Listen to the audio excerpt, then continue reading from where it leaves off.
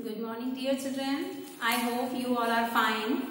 So, dear children, today we will start chapter 5 and it's your poem. Poem is The Ball Poem. And this poem is written by John Berryman. Is it?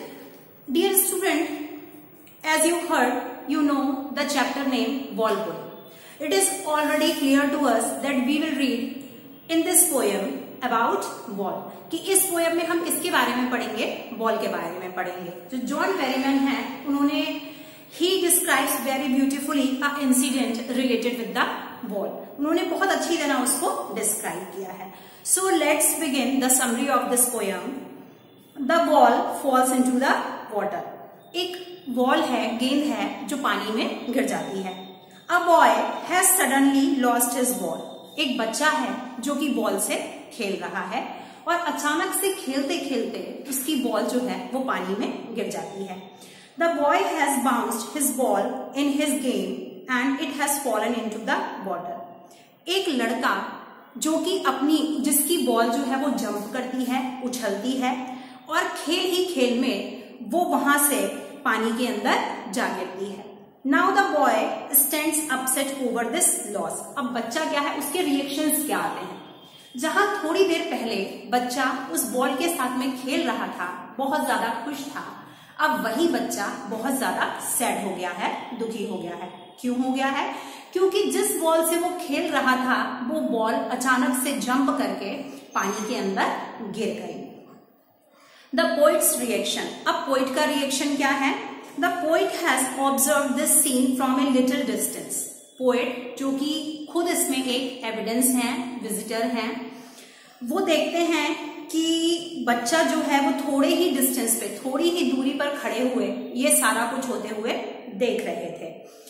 He understands the situation of the boy. वो बच्चे की जो situation है, जो स्थिति है, उसको समझ सकते थे, वो उसको समझ गए. But he does not want to go and tell the boy, oh there are other boys. Being a mature person, एक समझदार व्यक्ति होने के नाते उन्होंने क्या किया, वो बच्चे के पास ये कहने नहीं गए कि कोई बात नहीं बेटा, तुम्हें एक दूसरी बॉल मिल जाएगी. वो चुपचाप वहां पर खड़े हुए उस सिचुएशन को देखते रहे. He does not want to console the boy. Console the boy, अब क्या था? Console means give sympathy. वो जो थोड़ी दूर पर विजिटर की तरह खड़े हुए उसको देख रहे थे, उन्होंने ये भी अच्छा नहीं समझा, उन्होंने ये भी ठीक नहीं समझा कि वो बच्चे के पास जाकर के उसको सिंपैथी दें, उसको सांत्वना दें कि कोई बात नहीं, ये तो एक छोटा सा लॉस है, तुमको बॉल फिर से और दे दी जाएगी. He does not want to tell him that a ball is quite cheap and another ball can be bought for him. और उन्होंने ये भी ठीक नहीं समझा, वो ये भी नहीं चाहते थे कि वो बच्चे को जाकर ये कहें कि अरे ये तो बहुत छोटा सा लॉस है, बॉल तो बहुत सस्ती थी, तुम्हें जो है एक नई बॉल फिर से खरीद कर दे दी जाएगी.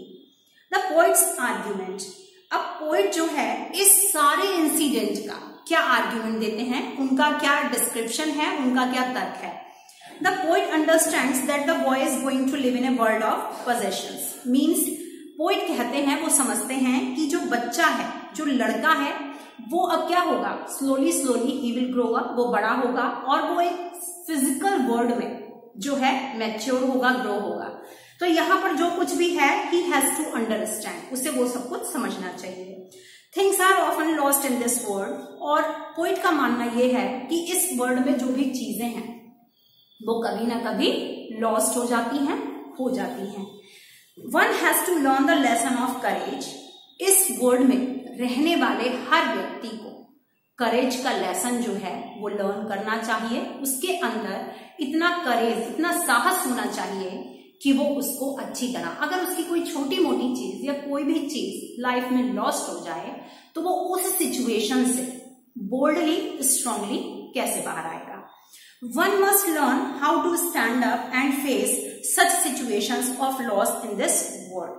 दूसरी तरफ पोइट कहते हैं कि उस व्यक्ति को, means who is losing his favorable thing, कोई भी ऐसा व्यक्ति जो अपनी बहुत पसंद की या जरूरत की चीज जिसको कि उसने लॉस्ट कर दिया है या खो रहा है, उसको इस सिचुएशन को, मीन्स जब एक क्रिटिकल या डिफिकल्ट सिचुएशन आए, उस सिचुएशन को फेस करने के लिए कैसे होना चाहिए, बहुत स्ट्रांग होना चाहिए, क्योंकि कभी ना कभी इस वर्ल्ड में हमें कोई ना कोई लॉस जो है वो बियर करना पड़ता है। Now children, on the basis of your this poem I am going to explain it again on the line wise. मैं आपको अब इसको line wise explain करती हूँ। Here your line 1 to 4.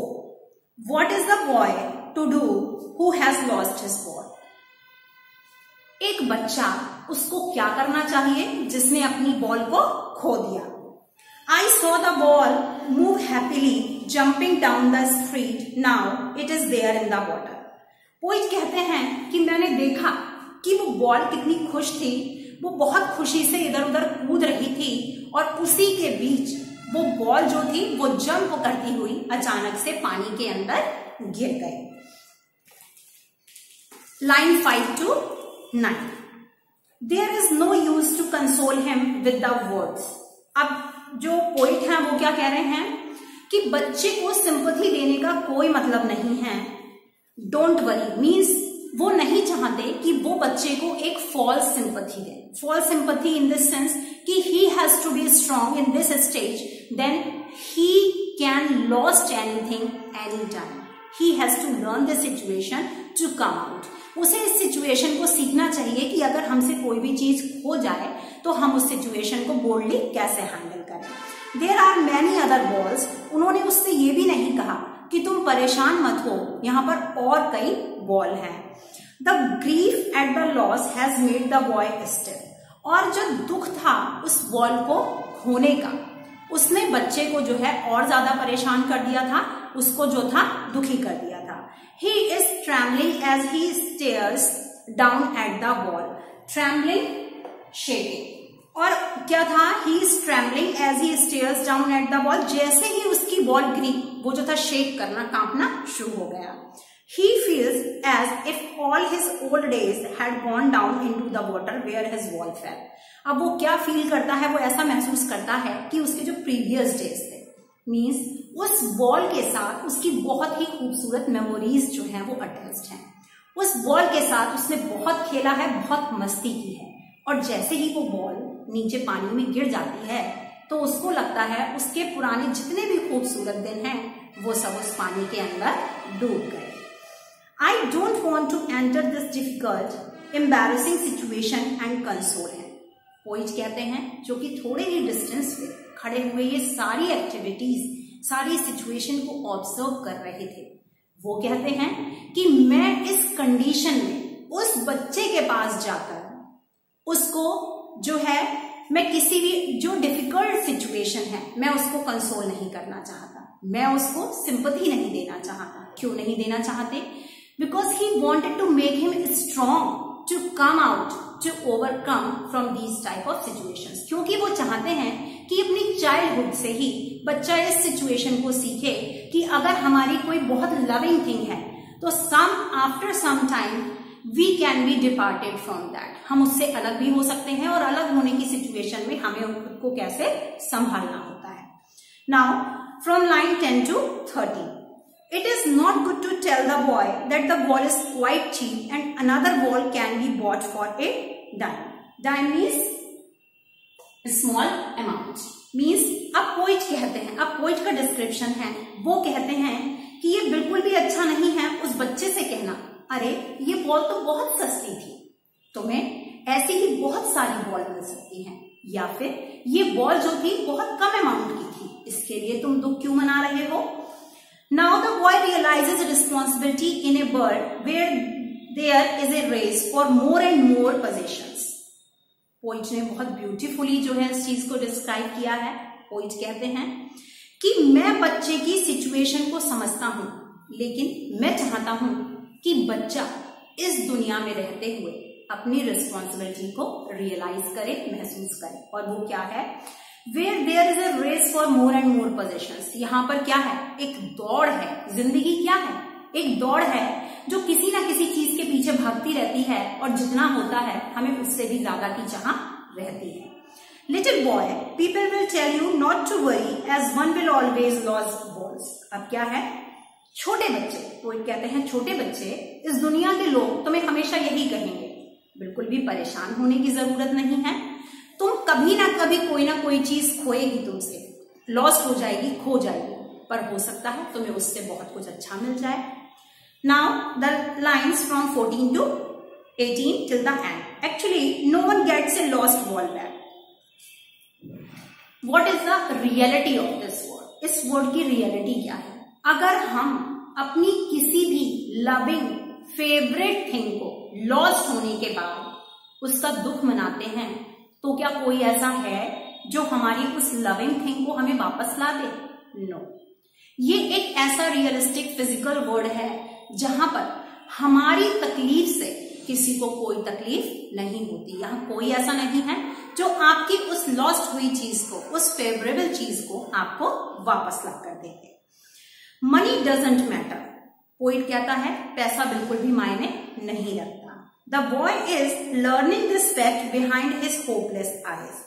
बच्चे को ये चीज सीखनी होगी जो कि एक बॉल के लॉस्ट हो जाने के बाद उसकी आईज में एक होपलेसनेस मीन्स एक ऐसी फीलिंग आ गई है कि अब सब कुछ खत्म हो गया है, उसके पास कोई भी उम्मीद नहीं बची है।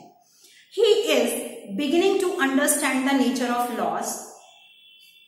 बच्चा जो है किस चीज की बिगिनिंग में है, किस चीज की शुरुआत कर रहा है। Even he is a child, वो एक छोटा बच्चा है, लेकिन फिर भी नेचर जो है, प्रकृति जो है, उसको क्या सिखा रही है, बिगिनिंग ऑफ लॉस, की चीजें अगर होती हैं तो हमें किस तरह रिएक्ट करना चाहिए, वो ये चीज सीख रहा है। Something which everyone must understand, कुछ ऐसा जो सबको समझना चाहिए। वन डे, एक दिन, मीन्स ये कुछ ऐसी सिचुएशन है जो एक ना एक दिन हर किसी को फेस करनी होती है और समझनी होती है। And most of the people know how to cope with the loss. लेकिन अगर हम मैच्योर पर्सन हैं तो हम उस चीज से किस तरह वापस आना है, कूप मीन्स कम आउट, ऐसी सिचुएशन से बाहर कैसे निकलना है हम सीख जाते हैं। वहीं दूसरी तरफ बच्चे के लिए थोड़ा मुश्किल तो है, पर अगर हम उसी के थ्रू वो सिचुएशन उस बच्चे को ही हैंडल करने दें तो definitely from the beginning he will understand all these type of situations to come out. बच्चा जो है ऐसी सारी सिचुएशन से बाहर निकलने का रास्ता निकालेगा। I hope children you will understand the summary and the explanation of this poem. God bless you all.